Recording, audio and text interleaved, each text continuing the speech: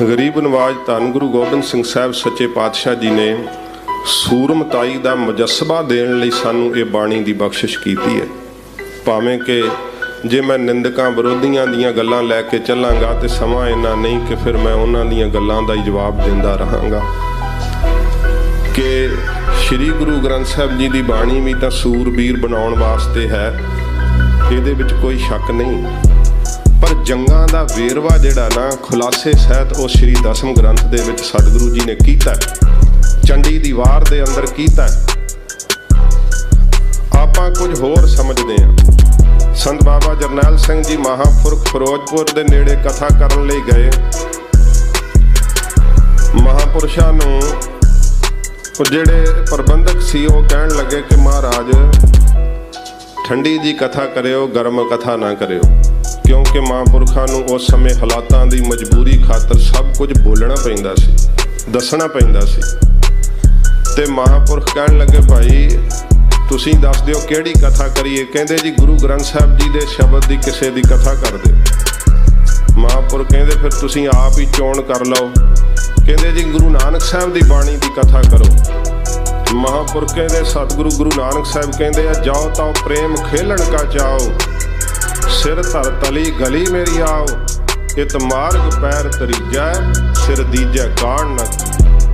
कहंदे महाराज ये ते गर्म है जी।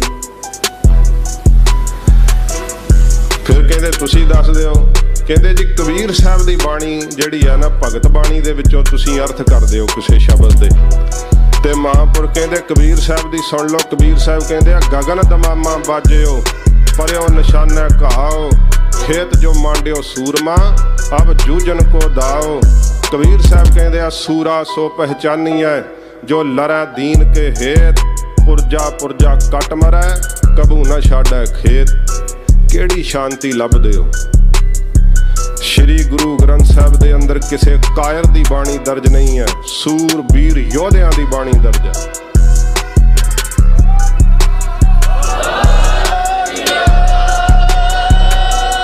बाबा नामदेव जी नूं उन्हां दी माता ने की कहा सी, यही कहा ना पुत्र छोड़ राम की ना भजे खुदाए। ते की बाबा नामदेव जी नूं नहीं पता? कहंदे मां मैनूं पता है कि खुदा भी ओदा ही नाम है ते राम भी ओदा ही नाम है, पर ये जबरदस्ती कहाउणा चाहुंदे ओदे नाल नहीं मैं लिखण लगा। पुत्र जान बचा लै, ना हो तेरा पुंगड़ा ना तू मेरी मां। की जवाब दिता? बाणी विच दर्ज है, तू मेरी मां ही नहीं, मैनू कायरता वाला उपदेश देनी। आपां किहो जी शांति पालदे? जिहड़ी शांति शब्द विचों उपजदी है ना, जिहड़ी शांति शास्त्रां दे विचों उपजदी है, वो सदा लई कायम रहिंदी है। ते आपां शास्त्र समझे होए है जी ये भड़काऊ ने, ये जी दिखावा है। अजकल दे प्रचारक भी कहण लग पे कि कृपान हाथ विच फड़ करके क्यों आउंदे अंदर बकरा वड्ढण। ते दसवें पातशाह जी महाराज कहंदे है बिना शास्त्र के संग देवो ना दिदारै, यह मोर आ गया सुनो हे प्यारे। सतगुरु जी कहंदे बिना शास्त्रां ते केसां तो मैं दर्शन नहीं दूंगा। हुण गरीब नवाज दा हुक्म मन्ने कि किसे नुक्ताचीनी करने वाले दी गल मन्ने। जे तां सच्चे पातशाह जी दी आग्या दा पालन करोगे।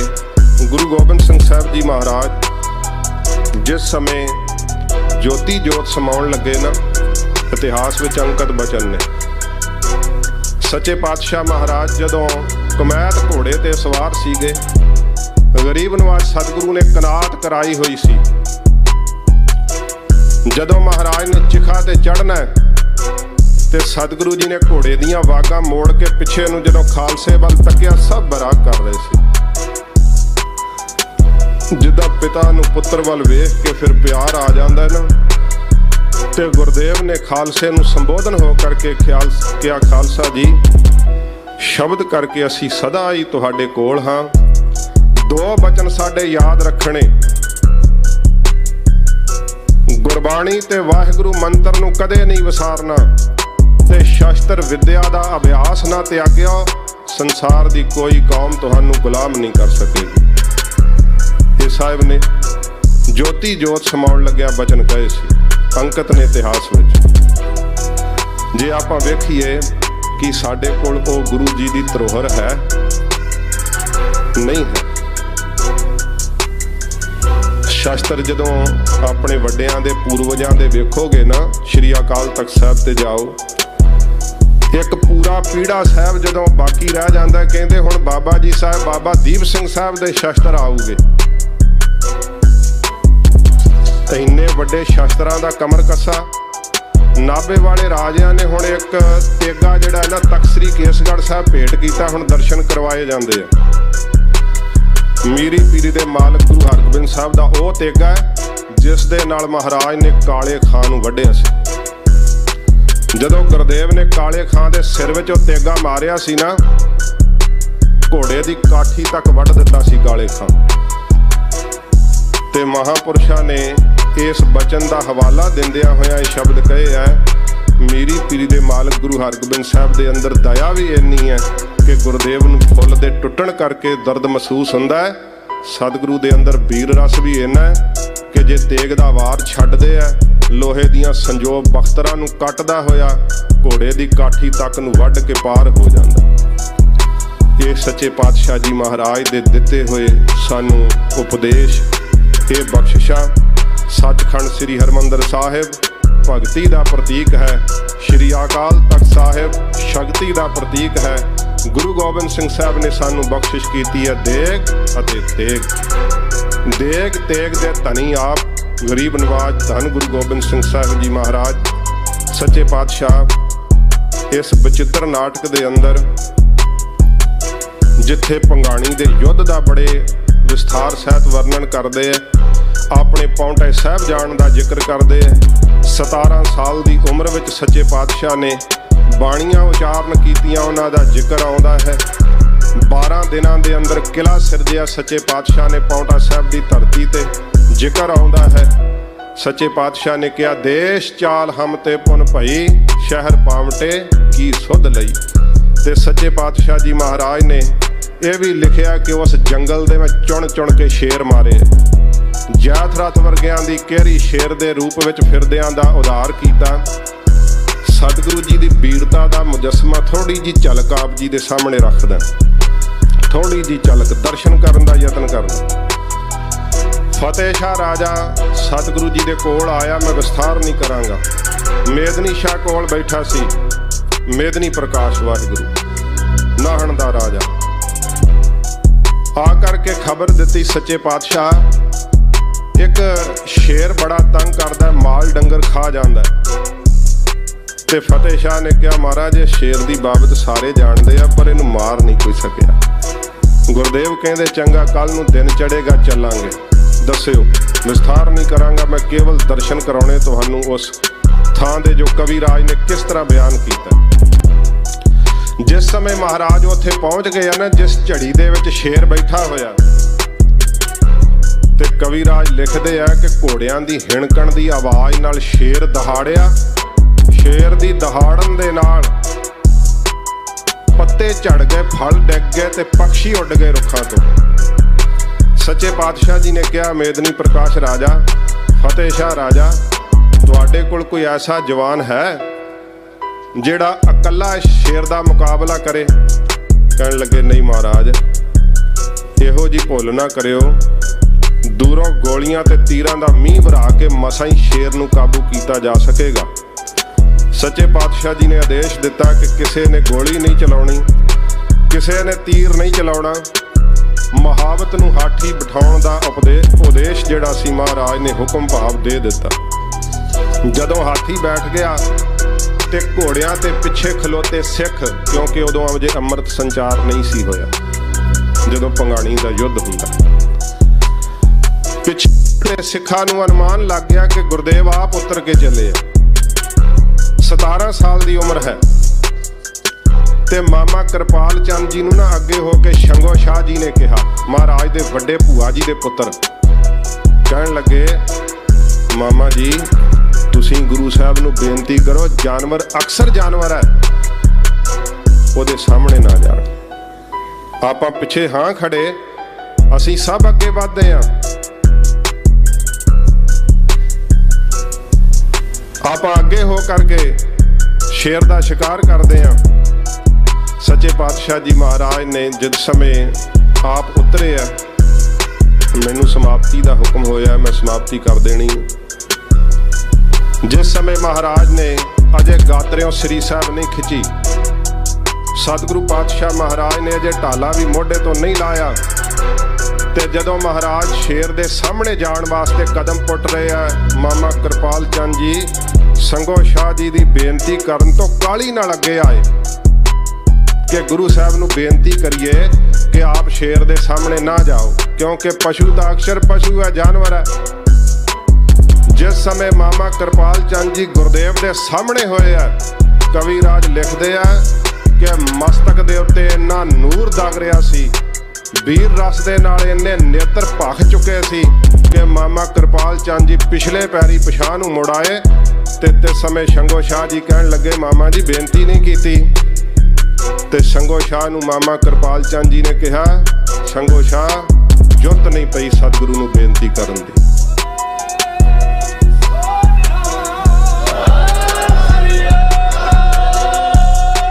मेरा हिया नहीं पिया। सच्चे पातशाह जी महाराज ऐसे सूरमताई दे मुजस्मे गरीब नवाज। मैं पंक्तियां 3-4 ने गुरदेव की शहादत दियां, उन्हां दे अखरी अर्थ करदे हां जे आग्या दिओ ते।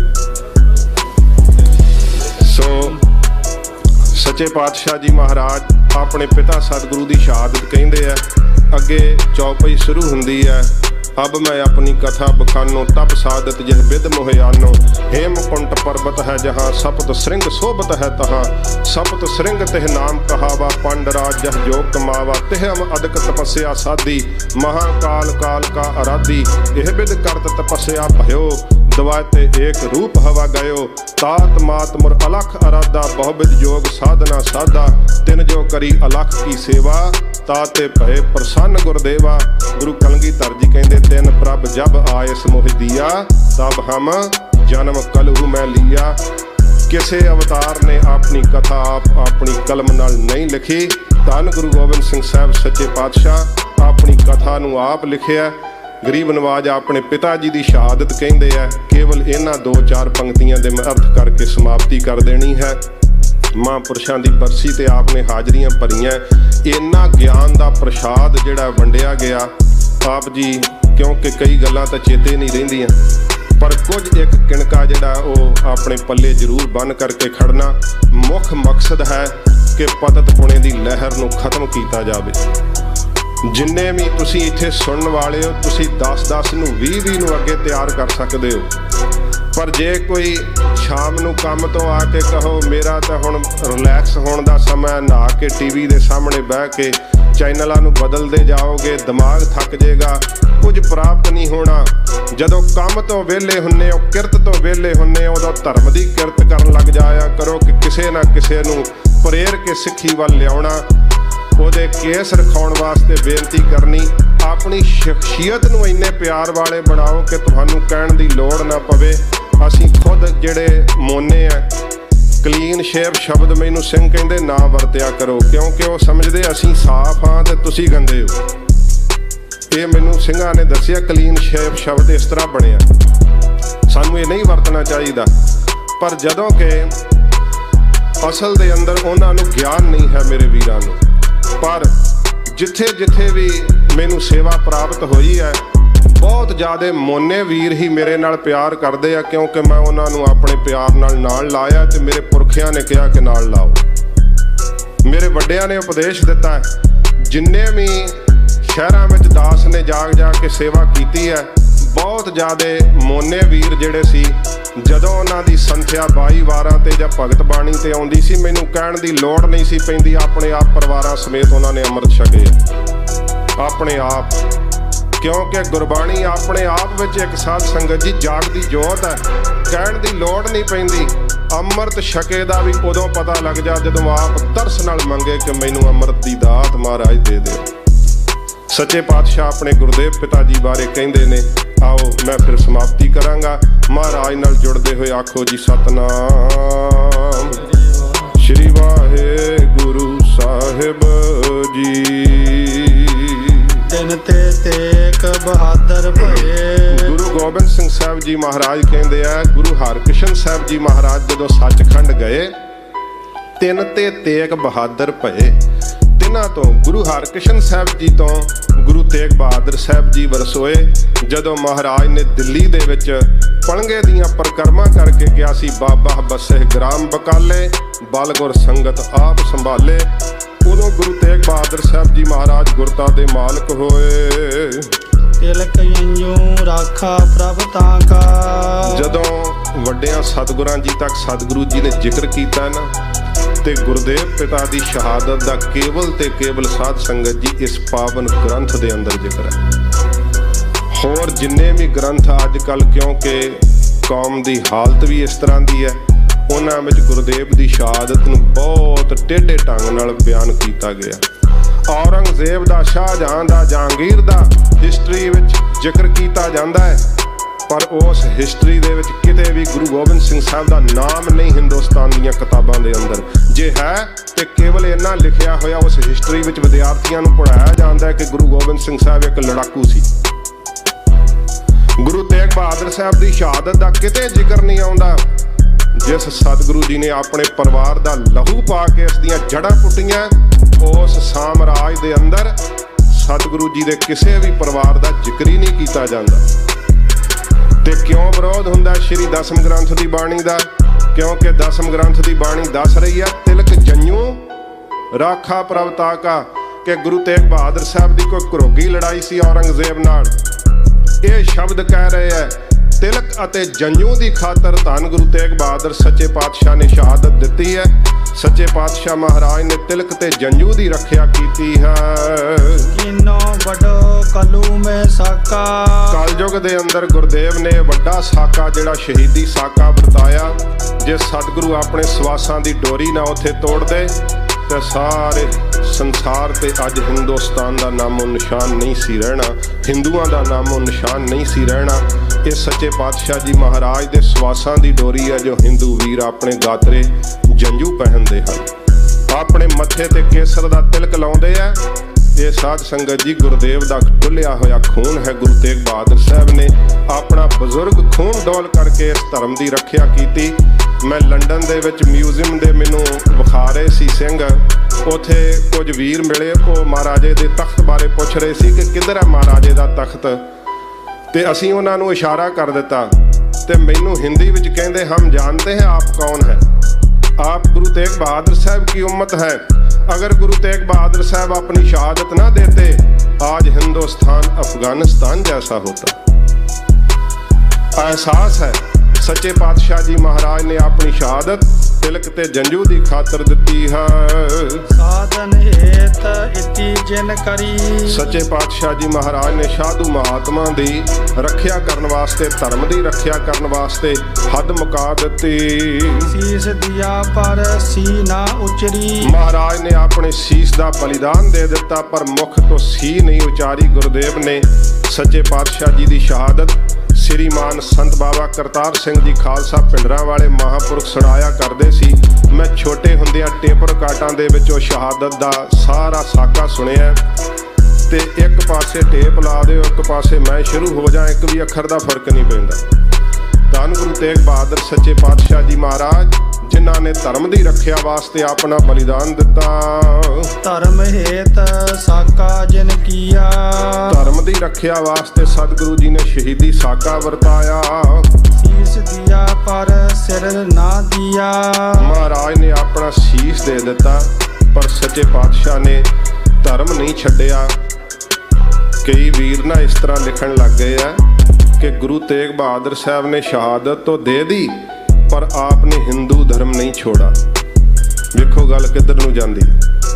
सच्चे पातशाह जी महाराज जिन्हां दा अकीदा नहीं है कि मूर्ति की पूजा की जाए, जां जंजू पहनिया जाए, जां मत्थे ते तिलक लाउणा, ये सिख धर्म का अकीदा नहीं है।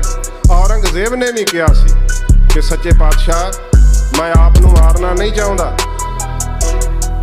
तुसीं इस नूं सही तस्लीम आप नहीं करते तो फिर इसकी रखिया करने वास्ते क्यों तुले हुए हो। ते गुरु तेग बहादुर साहब ने कहा सी औरंगजेब ਦੇਵਨੇਤ ਦੇ ਨਾਲ ਜੇ ਹਿੰਦੁਸਤਾਨ ਦੀ ਰਾਜਸੀ ਸੱਤਾ ਹਿੰਦੂਆਂ ਦੇ ਹੱਥ ਵਿੱਚ ਹੁੰਦੀ, ਹਿੰਦੂ ਮੁਸਲਮਾਨ ਧਰਮ ਨੂੰ ਜ਼ਬਰਦਸਤੀ ਨਸ਼ਟ ਕਰ ਰਹੇ ਹੁੰਦੇ, ਤੇ ਅਸੀਂ ਮੁਸਲਮਾਨ ਦੀ ਧਰਮ ਦੀ ਰੱਖਿਆ ਵਾਸਤੇ ਅੱਗੇ ਆਉਣਾ ਸੀ। ਅਸੀਂ ਕਿਸੇ ਧਰਮ ਦੇ ਵਿਰੋਧ ਵਿੱਚ ਨਹੀਂ ਆ, ਅਸੀਂ ਜ਼ੁਲਮ ਦੇ ਵਿਰੋਧ ਵਿੱਚ ਆ। ਸੱਚੇ ਪਾਤਸ਼ਾਹ ਨੇ ਆਪਣਾ ਸੀਸ ਦੇ ਕੇ ਜ਼ੁਲਮ ਨੂੰ ਠੱਲ ਪਾਈ। ਤੇ ਯਾਦ ਰੱਖਣੀ ਹੈ ਇਹ ਗੱਲ, ਗੁਰਦੇਵ ਦੀ ਸ਼ਹਾਦਤ ਤੋਂ ਬਾਅਦ ਇੱਕ ਵੀ ਜੰਝੂ ਨਹੀਂ ਲਾਇਆ ਗਿਆ, ਤੇ ਔਰੰਗਜ਼ੇਬ ਜ਼ਾਲਮ ਬਾਦਸ਼ਾਹ ਇੱਕ ਵੀ ਰਾਤ ਦਿੱਲੀ ਨਹੀਂ ਰਹਿ ਸਕਿਆ। ਸੱਚੇ ਪਾਤਸ਼ਾਹ ਨੇ ਜਦੋਂ ਸ਼ਹਾਦਤ ਦਿੱਤੀ ਆ, ਨਾਟਕ ਚੇਟਕ ਕੀਏ ਕੋ ਕਾਜਾ। ਸੱਚੇ ਪਾਤਸ਼ਾਹ ਨੂੰ ਅਖੀਰ ਤੇ ਕਿਹਾ ਸੀ, ਇਹ ਦੋ ਪੰਕਤੀਆਂ ਰਹਿੰਦੀਆਂ ਸਮਾਪਤੀ ਹੈ। ਗੁਰੂ ਤੇਗ ਬਹਾਦਰ ਸਾਹਿਬ ਨੂੰ ਕਿਹਾ ਸੀ ਔਰੰਗਜ਼ੇਬ ਨੇ, ਜੋ ਕਿਹਾ ਉਹ ਗੁਰਦੇਵ ਨੇ ਅੰਕਿਤ ਕਰ ਦਿੱਤਾ ਗੁਰੂ ਗੋਬਿੰਦ ਸਿੰਘ ਸਾਹਿਬ ਨੇ। ਔਰੰਗਜ਼ੇਬ ਨੇ ਕਿਹਾ ਮੈਂ ਆਪ ਨੂੰ ਮਾਰਨਾ ਨਹੀਂ ਚਾਹੁੰਦਾ, ਗੁਰਦੇਵ ਮੈਂ ਤੁਹਾਨੂੰ ਸ਼ਹੀਦ ਨਹੀਂ ਕਰਨਾ ਚਾਹੁੰਦਾ, ਕੋਈ ਕਰਾਮਾਤ ਵਿਖਾ ਦਿਓ, ਤੁਹਾਡੀ ਜਾਨ ਬਖਸ਼ ਦਿੱਤੀ ਜਾਵੇਗੀ। ਹਾਲਾਤ ਵੇਖਣੇ ਚਾਹੀਦੇ ਆ। ਇਹਨਾਂ ਚੀਜ਼ਾਂ ਦਾ ਹਵਾਲਾ ਦੇ ਕਰਕੇ ਨਾ ਕਈ ਵਾਰੀ ਇਹ ਕਹਿੰਦੇ ਕਿ ਗੁਰੂ ਘਰ ਦੇ ਵਿੱਚ ਕੋਈ ਕਰਾਮਾਤ ਹੈ ਹੀ ਨਹੀਂ। ਕਰਾਮਾਤ ਤੇ ਗੁਰਦੇਵ ਦੇ ਕੂਕਰਾਂ ਵਿੱਚ ਹੈ। ਸੱਚੇ ਪਾਤਸ਼ਾਹ ਮਹਾਰਾਜ ਦਾ ਕੱਲਾ ਸਿੱਖ ਹੀ ਕਹਿੰਦਾ ਮੈਂ ਤਾੜੀ ਮਾਰ ਕੇ ਲਾਹੌਰ ਤੇ ਦਿੱਲੀ ਨਸ਼ਟ ਕਰ ਦਿਆਂਗਾ। ਸੱਚੇ ਪਾਤਸ਼ਾਹ ਜੀ ਮਹਾਰਾਜ ਨੇ ਉੱਥੇ ਕੀ ਸ਼ਬਦ ਕਹੇ ਆ? ਮਹਾਰਾਜ ਕਹਿੰਦੇ ਔਰੰਗਜ਼ੇਬ ਆਪਣੀ ਜਾਨ ਬਚਾਉਣ ਵਾਸਤੇ ਅਸੀਂ ਕਰਾਮਾਤ ਨਹੀਂ ਦਿਖਾਵਾਂਗੇ, ਕਿਉਂਕਿ ਕਰਾਮਾਤ ਜਿਹੜੀ ਆ ਨਾ ਨਾਟਕ ਚੇਟਕ ਹੈ। ਇਹ ਖੋਟਾ ਕਰਮ ਜਿਹੜਾ ਅਸੀਂ ਨਹੀਂ ਕਰਾਂਗੇ। ਪ੍ਰਭ ਲੋਗਨ ਕਹਿ ਆਵਤ ਲਾਜਾ, ਕਿਉਂਕਿ ਰੱਬ ਦੇ ਪਿਆਰਿਆਂ ਨੂੰ ਲੱਜਾ ਆਉਂਦੀ ਹੈ ਕਰਾਮਾਤ ਦਿਖਾਉਣ ਲੱਗਿਆ। ਕਿਉਂ ਆਉਂਦੀ ਹੈ? ਧਿਆਨ ਦਿਓ। ਜੇ ਕਿਸੇ ਕੋਲੋਂ ਤੁਸੀਂ ਚੀਜ਼ ਲਈ ਹੋਵੇ ਤੇ 5 ਦਿਨ ਬਾਅਦ ਉਹਨੂੰ ਕਹੋ ਆ ਤੈਨੂੰ ਦਿਖਾਵਾਂ ਇੱਕ ਬੜੀ ਅਨੋਖੀ ਚੀਜ਼ ਹੈ ਮੇਰੇ ਕੋਲ, ਉਹ ਅੱਗੋਂ ਹੱਸ ਕੇ ਕਹੇਗਾ ਮੂਰਖਾ ਮੇਰੇ ਕੋਲੋਂ ਲਈ ਮੈਨੂੰ ਵਿਖਾਈ ਜਾਣਾ। ਗੁਰੂ ਤੇਗ ਬਹਾਦਰ ਸਾਹਿਬ ਕਹਿੰਦੇ ਰੱਬ ਦੇ ਪਿਆਰੇ ਕਰਾਮਾਤ ਨਹੀਂ ਦਿਖਾਉਂਦੇ, ਕਿਉਂਕਿ ਰੱਬ ਕੋਲੋਂ ਹੀ ਲਈ ਆ ਤੇ ਹਰੇਕ ਥਾਂ ਤੇ ਰੱਬ ਨੂੰ ਹੀ ਵੇਖਦੇ। ਇਸ ਕਰਕੇ ਕਹਿੰਦੇ ਪਰਮਾਤਮਾ ਤੇਰੇ ਕੋਲੋਂ ਲਈ ਹੋਈ ਸ਼ਕਤੀ ਤੈਨੂੰ ਕੀ ਦਿਖਾਈਏ। ਹਰੇਕ ਦੇ ਅੰਦਰ ਉਹਦੀ ਜੋਤ ਵੇਖਦੇ ਆ। ਇਸ ਕਰਕੇ ਉਹ ਆਪਣੀ ਵਡਿਆਈ ਖਾਤਰ, ਆਪਣੀ ਪ੍ਰਭਤਾ ਖਾਤਰ ਕਦਾਚਿਤ ਵੀ ਉਹ ਸ਼ਕਤੀ ਨਹੀਂ ਪ੍ਰਗਟ ਕਰਦੇ, ਭਾਵੇਂ ਬਲੀਦਾਨ ਦੇ ਦਿੰਦੇ ਹਨ। ਦੋਹਰਾ ਠੀਕਰ ਬੋਰ ਦਲੀਸ ਸਿਰ, ਦਿੱਲੀ ਦੇ ਬਾਦਸ਼ਾਹ ਔਰੰਗਜ਼ੇਬ ਦੇ ਸਿਰ ਤੇ ਠੀਕਰਾ ਤੋੜ ਦਿੱਤਾ ਗੁਰੂ ਤੇਗ ਬਹਾਦਰ ਸਾਹਿਬ ਨੇ ਆਪਣੇ ਸਰੀਰ ਦਾ। ਪ੍ਰਾਪਰ ਕੀਆ ਪਿਆਨ, ਤੇ ਸੱਚਖੰਡ ਨੂੰ ਸੱਚੇ ਪਾਤਸ਼ਾਹ ਨੇ ਪਿਆਨਾ ਕੀਤਾ। ਏਕ ਬਹਾਦਰ ਸੀ ਕਿਰਿਆ, ਗੁਰੂ ਗੋਬਿੰਦ ਸਿੰਘ ਸਾਹਿਬ ਜੀ ਕਹਿੰਦੇ ਆ ਸਤਿਕਾਰਯੋਗ ਪਿਤਾ ਗੁਰੂ ਤੇਗ ਬਹਾਦਰ ਸਾਹਿਬ ਵਰਗਾ ਕਾਰਜ ਕਰੀ ਨਾ ਕਿਨਹੂ ਆਨ। ਕਿਸੇ ਨੇ ਵੀ ਇਸ ਸੰਸਾਰ ਤੇ ਆ ਕੇ ਨਹੀਂ ਕੀਤਾ, ਕਿਉਂਕਿ ਹਰ ਕੋਈ ਆਪਣੇ ਧਰਮ ਵਾਸਤੇ ਤਾਂ ਬਲੀਦਾਨ ਦਿੰਦਾ ਹੈ।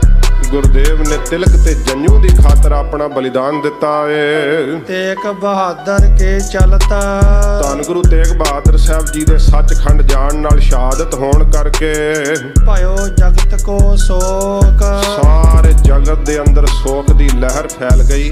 ਇਤਿਹਾਸ ਦੱਸਦਾ ਜਦੋਂ ਗੁਰਦੇਵ ਦਾ ਸੀਸ ਲੱਥਿਆ ਸੀ ਉਦੋਂ ਬਹੁਤ ਲਾਲ ਰੰਗ ਦਾ ਆਕਾਸ਼ ਹੋ ਗਿਆ। ਇੰਨੀ ਜ਼ੋਰ ਦੀ ਹਨੇਰੀ ਚੱਲੀ ਕਿ ਹਰ ਇੱਕ ਦੀਆਂ ਅੱਖਾਂ ਪੂਰੀਆਂ ਗਈਆਂ। ਸਾਰੇ ਸੰਸਾਰ ਦੇ ਅੰਦਰ ਸ਼ੋਕ ਫੈਲ ਗਿਆ ਜਦੋਂ ਮਹਾਰਾਜ ਨੇ ਸ਼ਹਾਦਤ ਦਿੱਤੀ ਆ। ਹੈ ਸਭ ਜਗ ਭਇਓ। ਧੰਨ ਗੁਰੂ ਗੋਬਿੰਦ ਸਿੰਘ ਸਾਹਿਬ ਜੀ ਮਹਾਰਾਜ ਕਹਿੰਦੇ ਨੇ ਹਾਹਾਕਾਰ ਮਚ ਗਈ ਹੈ ਸਾਰੇ ਹਿੰਦੁਸਤਾਨ ਦੇ ਅੰਦਰ, ਕਿਉਂਕਿ ਗੁਰਦੇਵ ਦੀ ਸ਼ਹਾਦਤ ਹੋਣੀ ਕੋਈ ਛੋਟੀ ਬਾਤ ਨਹੀਂ ਸੀ। ਸਾਰੇ ਹਿੰਦੁਸਤਾਨ ਦੇ ਅੰਦਰ ਹਾਹਾਕਾਰ ਮਚ ਗਈ ਜਦੋਂ ਗੁਰੂ ਤੇਗ ਬਹਾਦਰ ਸੱਚੇ ਪਾਤਸ਼ਾਹ ਜੀ ਮਹਾਰਾਜ ਸ਼ਹੀਦ ਹੋਏ। ਜੈ ਜੈ ਜੈ ਸੁਰ ਲੋਕ, ਸੁਰ ਲੋਕ ਦੇਵਤਿਆਂ ਦੇ ਲੋਕ ਤੱਕ ਸਾਧ ਸੰਗਤ ਜੀ ਜੈ ਜੈਕਾਰ ਦੀ ਧੁਨ ਹੋਈ ਜਦੋਂ ਧੰਨ ਗੁਰੂ ਤੇਗ ਬਹਾਦਰ ਸੱਚੇ ਪਾਤਸ਼ਾਹ ਜੀ ਮਹਾਰਾਜ ਨੇ ਆਪਣੀ ਸ਼ਹਾਦਤ ਦਿੱਤੀ ਹੈ। ਗੁਰਦੁਆਰਾ ਸ਼ੀਸ਼ਗੰਜ ਸਾਹਿਬ ਦਿੱਲੀ ਦੇ ਅੰਦਰ ਧੰਨ ਗੁਰੂ ਤੇਗ ਬਹਾਦਰ ਸੱਚੇ ਪਾਤਸ਼ਾਹ ਜੀ ਮਹਾਰਾਜ ਦੀ ਸ਼ਹਾਦਤ ਦਾ ਸਥਾਨ। ਸੱਚੇ ਪਾਤਸ਼ਾਹ ਜੀ ਮਹਾਰਾਜ ਨੇ ਇਸ ਤੋਂ ਅੱਗੇ ਆਪਣੀ ਕਥਾ ਜਿਹੜੀ ਹੈ ਉਹ ਵਿਖਿਆਨ ਕੀਤੀ ਹੈ। ਬਚਿੱਤਰ ਨਾਟਕ ਦੀ ਅਮਰ ਰਚਨਾ ਗਰੀਬ ਨਵਾਜ ਸਤਿਗੁਰੂ ਜੀ ਨੇ ਇਸ ਦੇ ਅੰਦਰ ਬਹੁਤ ਭਾਰੀ ਬਖਸ਼ਿਸ਼ਾਂ ਕੀਤੀਆਂ। ਆਪਣੇ ਆਉਣ ਦਾ ਕਾਰਨ ਦੱਸਿਆ ਕਿ ਅਸੀਂ ਕਿਸ ਕਾਰਨ ਕਰਕੇ ਇਸ ਸੰਸਾਰ ਤੇ ਆਏ ਹਾਂ ਤੇ ਜਿਸ ਕਾਰਨ ਕਰਕੇ ਸਾਨੂੰ ਭੇਜਿਆ ਗਿਆ। ਵਾਹਿਗੁਰੂ ਦਾ ਹੁਕਮ ਅਸੀਂ ਕਿਸੇ ਕੋਲੋਂ ਲੁਕਾਵਾਂਗੇ ਨਹੀਂ, ਕਿਸੇ ਦਾ ਡਰ ਨਹੀਂ, ਭੈ ਨਹੀਂ ਮੰਨਾਂਗੇ, ਸਭ ਨੂੰ ਉਹ ਹੁਕਮ ਜਿਹੜਾ ਸੁਣਾਵਾਂਗੇ। ਇਹ ਸਤਿਗੁਰੂ ਜੀ ਨੇ ਇਸ ਗ੍ਰੰਥ ਦੇ ਅੰਦਰ ਬਖਸ਼ਿਸ਼ ਭਰੇ।